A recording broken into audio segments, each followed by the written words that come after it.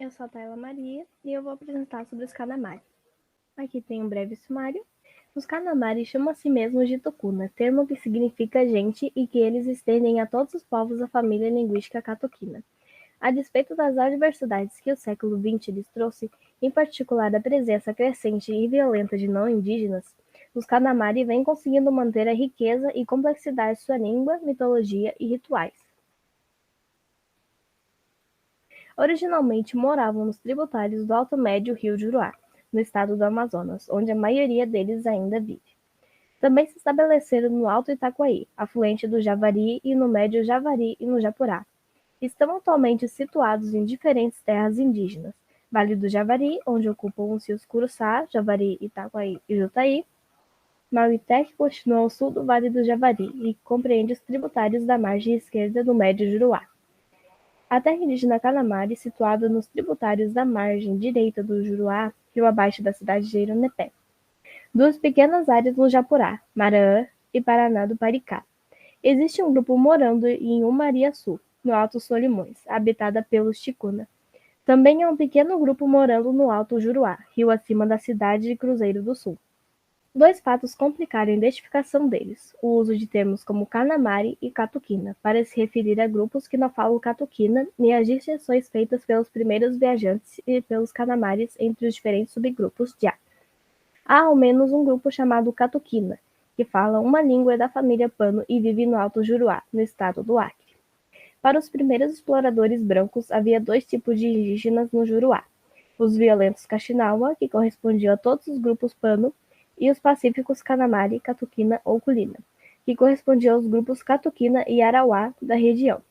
Assim, algumas sociedades que não eram enquadradas nesta última categoria rapidamente aceitavam as denominações que as situavam no lado pacífico da dicotomia, na tentativa de evitar os massacres organizados por seus novos vizinhos não indígenas. Constituem uma população móvel e fazer um censo populacional entre eles é algo muito difícil. A vasta área em que vivem dificulta ainda mais a tarefa. O censo feito pela FUNAS estimou 1.654 pessoas em 2006. Em 2010, esse número chegou a 3.167 pessoas. O ciclo anual é dividido em duas estações: a seca de abril a setembro e a chuvosa de outubro a março. O período de transição é chamado de poru. Durante a estação seca, ocorre a dispersão das unidades familiares por meio de caça e busca de tracajá nas praias que se formam quando o rio está seco. Esses movimentos são de pequena escala, mas podem envolver aldeias inteiras. A estação seca também é a época dos rituais, particularmente do Pidapá, que marca a etapa final do período de luto. O Kohanapá é mais frequente nesse período. Esses rituais podem ser restritos, envolvendo apenas os moradores da aldeia, mas também podem incluir pessoas de longe. Durante a estação chuvosa, a tendência é ficar com os parentes próximos, evitando o contato com aldeias vizinhas e distantes. É nessa época que a pupunha é extraída em capoeiras ou em aldeias velhas. Os movimentos que envolvem todos os habitantes de uma aldeia, que se unem para preparar e consumir a bebida feita de pupunha. A extensão da área ocupada, a variedade de experiências com os não indígenas e o fato de os primeiros brancos terem entrado no Juruá dificultam generalizações sobre o contato. O que segue é a história contada pelos Kanamaris do Itaquaí. Enquanto a primeira parte é generalizada para outras pessoas, a segunda é específica àquelas que vivem nesse rio. Os Kanamari dizem que foram criados pelo herói cultural Tamakori, que os deixou no Médio Juruá e rumou para Manaus, onde criou os brancos. Esse período é referido como o Tempo de Tamakori, o qual termina com a chegada do primeiro homem branco ao Juruá, que chamam de Jarado. Ele veio do baixo curso do rio, onde Tamakori criou seus ancestrais. Enquanto viajava, ele marcava a terra com varas de madeira, para estabelecer os limites das futuras cidades e barracões da borracha. Jarado remou Juruá acima e na boca do rio Toriuá encontrou um grupo Kanamari Pochujapa. Os Kanamaris os chamaram de Tauari, que significa parceiro ritual. Jarado deu a eles objetos de metal, instrumentos de pesca, pregos e panelas. Em retribuição, ofereceram-lhe carne defumada e bebida de mandioca. Ele continuou sua viagem rio acima e, em sua volta, contou como lutou contra os Kaxinawa, sacando sua ferocidade com a gentileza dos Kanamaris. Eles mais uma vez fizeram trocas antes de Jarado continuar sua viagem rio abaixo para Manaus. A partida de Arado marca o início do tempo da borracha. Os Canamares não trabalhavam para os patrões da borracha, mantendo suas casas comunais, mas visitando os brancos no Juruá para trocar produtos, sobretudo por intermédio dos chefes. A morte de alguns chefes importantes deu início a um período de mais intensa movimentação e do estabelecimento nos barracões da borracha. Mas a crueldade dos patrões foram tão excessivas que seguiram um chefe até o Itaquaí, onde não havia brancos. Os Canamares se estabeleceram nas cabeceiras de Itaquaí. A presença de patrões da borracha no Juruá incentivou migrações desse rio ao Itaquaí, mas logo os brancos também entraram. No começo, 2 chefes garantiam que os produtos dos brancos fossem distribuídos e que a distância entre os Canamari e os patrões fosse mantida, mas a morte de ambos levou a um outro período. Alguns seguiram o patrão para o rio Curuçá e depois para o Javari. Outros começaram a viver de modo permanente e fazendas ou propriedades de colonos brancos, trabalhando na extração de borracha e madeira. O tempo da borracha terminou com a chegada da FUNAI, em 1972, e de Sr. Sebastião Amâncio, conhecido como Sabá Manso, chefe da base avançada dos Solimões.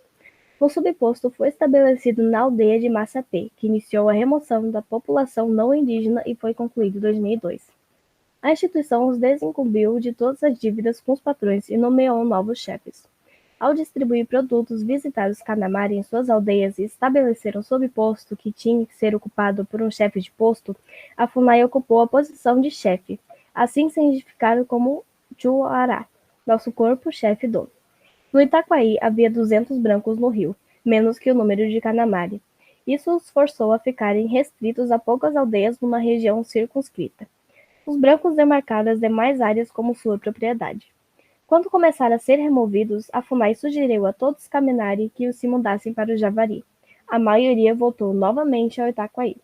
O subposto de Massapê foi reinaugurado e a FUNAI tentou concentrar todos numa só aldeia durante a década de 1980. Quando os brancos se foram, os Canamari começaram a se restabelecer distância entre suas aldeias. Se dividem em subgrupos que recebem o nome de um animal seguido pelo sufixo japa. Conhece subgrupos nomeados, mas dizem que sempre pode haver mais subgrupos nos limites do território. Assim, a sociedade não se concebe de forma totalizada, mas de sua fragmentação, pluralidade e dispersão. Iniciou-se o rompimento da endogamina dos subgrupos. Os não indígenas levaram a intercasamentos e deslocamentos, resultando em que japa deixou de ser uma norma. Assim, hoje é mais difícil distinguir aqueles que são mais próximos dos mais distantes, que resultou em 2 movimentos antiéticos. O aumento da mobilidade, onde as pessoas tentam recriar o nexo endogâmico, assim como ajudou a solidariedade aldeã, já que as aldeias tentam se constituir com pequenas ilhas de estabilidades endogâmicas. Os subgrupos são definidos pela distância que estabelecem entre si. Enquanto alguns formam estreitas alianças, eles os fazem expelindo de alianças de outros japa. Essa dinâmica é parte integral das configurações sociais Canamari, e a maioria das alianças tende a ser efêmera. As alianças reiteradas entre subgrupos japa assimilam um pelo outro. Esses casos só ocorrem quando morre o chefe de um subgrupo, que leva os sobreviventes a migrarem em busca de novos chefes. Não tem um termo para aldeia, além de Hakinyamin, que é como chamavam suas malocas e que significa casa grande. A maioria nos deixou de fazer malocas no século XX, quando começou o trabalho mais intenso para os brancos. Uma forma de se referir aos moradores de uma aldeia é o nome do local ou do chefe, seguido por wará, que significa chefe, corpo, dono. Uma formação do tipo X, wará, significa todos cujo corpo, chefe, dono é X. Os Canamari gostariam de viver com seus parentes de verdade, mas o contato com os brancos tornou isso inviável, tanto pela atual distância geográfica entre membros, como convivência como não parentes. As fronteiras entre subgrupos já não são precisas, e os intercasamentos resultaram em pessoas que são identificadas com pluralidade de japa. Embora digam que as pessoas de outros subgrupos não são parentes ou são parentes distantes, eles sabem que a convivência fez com que parente verdadeiro e não parente ficassem menos claras. A figura do parente emerge sendo um recurso escasso, e recriar a integridade dos subgrupos e aceitar a condição de viver em pequenas ilhas é o que mobiliza a sociedade. No Itaquaí, as aldeias maiores e antigas estão sendo divididas em outras menores com feições variadas, mas que constituem tentativas de criar pequenos textos de endogamia subgrupal. Assim, pequenas aldeias aglomeram pessoas do mesmo subgrupo ou de aliados. A outra solução também é uma tentativa de restabelecer a autonomia dos subgrupos, feita em outra direção, já que pessoas viavam para rios distantes para viver com semelhantes. O mundo em que vivem é o resultado da queda do céu antigo e da presença de Tamakori. Disse que o sábio Pinhoyon atirou uma flecha no céu antigo, bem em cima da cabeça das pessoas, despedaçando-o. Os vestígios do céu que veio abaixo criaram a floresta e o chão em que pisamos. Por trás do céu antigo surgiu o céu novo, que fica longe da terra. Dentro do céu existe o céu interior, onde vive as divindades Kohana. Quando alguém morre, eles vêm para a terra para levar a alma para o céu interior, seguindo o arco-íris. No caso dos adultos, corresponde a um processo de rejuvenescimento. Assim que a alma chega ao céu, encontra sua rede pronta, podendo descansar da viagem. Lá, a alma bebe a caçuma dos Kohana, que é o vômito do urubu rei velho, um ser que só existe no céu interior. Depois ela recebe um corpo feito de folhas de palmeira de buriti e lhe é dito: nós cuidaremos de você a partir de agora. Você não voltará para a floresta. Então a alma passa a ser considerada corpo-chefe dom celeste. O tempo entre a morte e a aquisição de um novo corpo no céu interior é equivalente ao tempo do luto na Terra. As almas possuem duas características interrelacionadas. São intensamente móveis e sempre tentam vincular-se a corpos. O trabalho dos corpos é conter o trânsito das almas.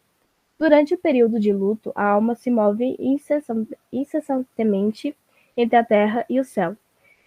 Quando está na terra, ela se aproxima dos corpos de seus parentes, causando-lhes doença. A alma precisa ser assoprada por um homem que tenha bebido suco de omandaki, uma capacidade acessível a todos os homens adultos.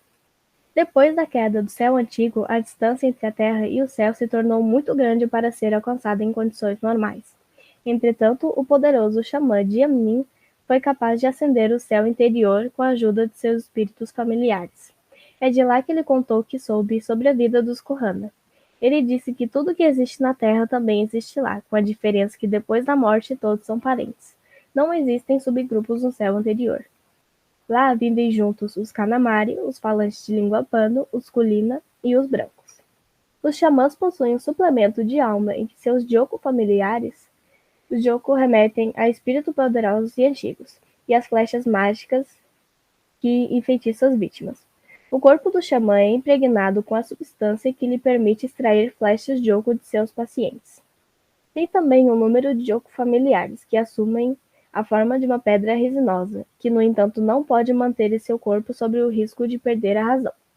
Por isso mantém uma bolsa, onde devem ser alimentados com fumaça de tabaco. Esses Jokos são espíritos animais que estão na Terra desde o começo dos tempos e foram familiarizados por xamãs que já morreram. Esses familiares designam os xamãs de Iwara, meu corpo dono, e o processo de familiarização corresponde à redução do espírito e sua transformação em uma pedra que pode ser guardada com segurança. Com a morte de um xamã, esses familiares recuperam seus corpos e sua consciência, precisando ser refamiliarizados por outro xamã. Caso contrário, começarão a atacar os vivos. O próprio xamã tem uma alma Joko, chamada Pida-Jiwakon, coração de jaguar, que assume a forma de jaguar quando o corpo do xamã morre. É necessário que seja familiarizado por outro xamã para que ela não aflija os vivos. O coração de jaguar também é chamado de Kohana. Alguns acreditam que a alma do xamã permanece na terra, onde vira Kohana. Outros dizem que o xamã é capaz de familiarizar os Kohanas celestes, transformando-os em grandes pedras que são usadas no ritual de Devir Kohana. Tal contradição parece expressar uma propriedade fundamental dos Kohana, que é a sua capacidade de atravessar reinos que deveriam ser separados. Nos rituais de Devir Kohana, um xamã introduz o Kohana Joko em homens vivos, trajado com uma vestimenta de palmeira de buriti, que tem a forma dos corpos dos Kohana. Os homens ficam em um estado chamado de Paroque, em que perdem a consciência e são os Joko que cantam através deles. As canções que os Kohana cantam são chamadas de Kohana Nawa Waig, que são entoadas para as mulheres que as aprendem para a humanidade. Um dos propósitos das canções de Jaguar é efetuar o estágio final do período de luto. Com a morte de um indivíduo, uma mecha de cabelo é cortada e guardada por um parente consanguíneo próximo. Quando se decide que o período de luto está concluído, é realizado o ritual Pidayanin, em que os homens enterram a mecha do cabelo no pátio da aldeia. O ritual continua por dias, durante as quais as canções de Jaguar são cantadas, lideradas pelos cantores do Jaguar e repetida pelas mulheres. O objetivo do ritual é garantir a regeneração da floresta e da sociedade através da morte dos humanos. Tanto no caso dos rituais de Devir Kohana como de Devir Jaguar, os cantos e danças ocorrem à noite. Essas canções também são entoadas durante a produção de bebida e de mandioca e de pupunha, assim como nas coletas de frutos. E muito obrigada pela atenção.